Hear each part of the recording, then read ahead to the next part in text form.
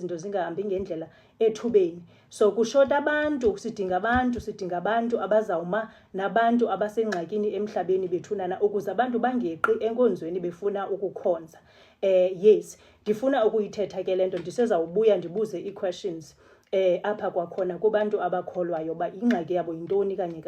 Ndiyadlula ke ngoku.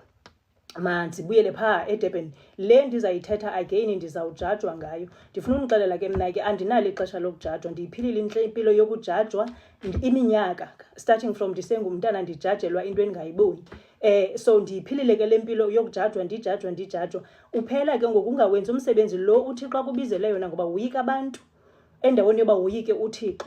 Sinalo ngxaki ke bantu bakuthi. So mna ke into umlomo wami endizawuvula ndithethe le nto ndizayithetha. uThixo uyayivuma uba mandiyithethe because le program njengoba benditsho andivukanga one day ndadicide uba mandizoma phambi kwenu ndidwabe ngobomi bam.